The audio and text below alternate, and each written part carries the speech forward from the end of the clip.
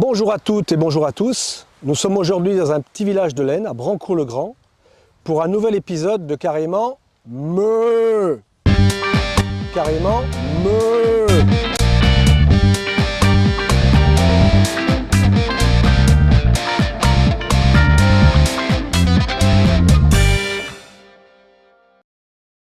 Nous sommes aujourd'hui réunis donc pour parler de l'ensilage de maïs, qui est un petit peu décalé cette année dans la durée, puisque les ensilages auront lieu un petit peu plus tard que les années précédentes, avec des maïs d'une valeur et d'une croissance un petit peu différente.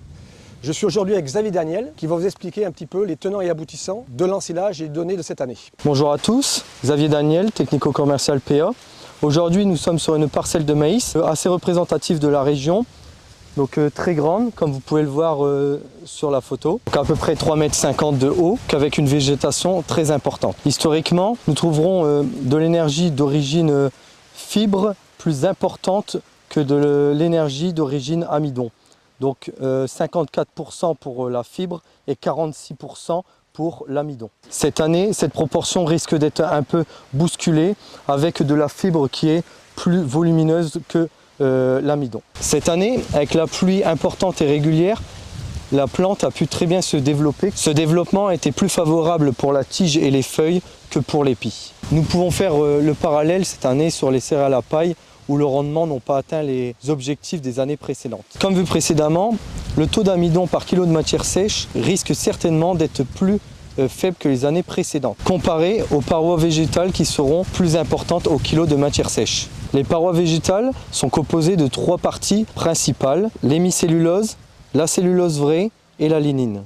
Il faudra bien connaître la digestibilité des parois végétales qui se mesure avec la cellulose brute, avec la NDF, neutral détergent fiber, l'ADF, l'acide détergent fiber, et l'ADL, l'acide détergent lignine. Pour rappel, 100% de l'amidon est valorisé par les vaches, soit dans le rumen, soit dans l'intestin. Les fibres, quant à elles, sont valorisées que dans le rumen. Si elles ne sont pas valorisées dans le rumen, elles se retrouvent directement dans les bouses. Il sera donc très important cette année d'optimiser le bon fonctionnement du rumen.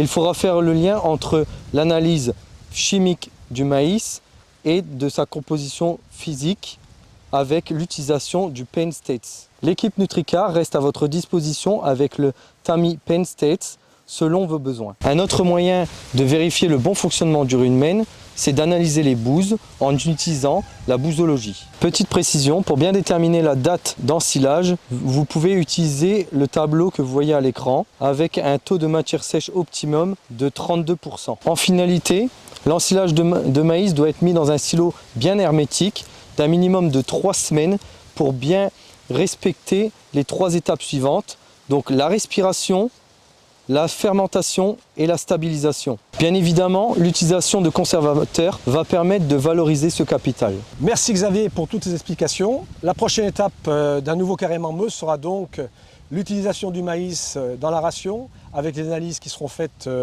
individuellement. Et donc nous nous retrouverons bientôt pour un nouvel épisode de Carrément Meuh.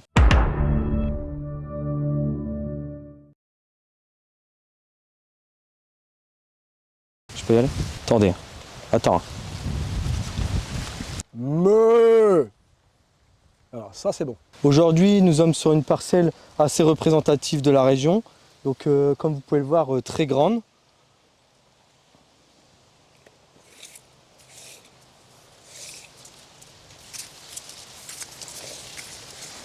One eternity later. Je vais reprendre le haut de toute façon.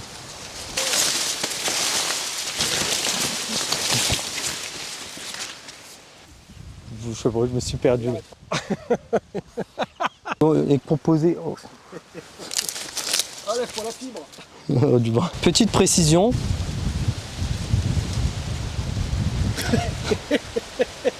Ouais, c'est bien. Carrément Meuh.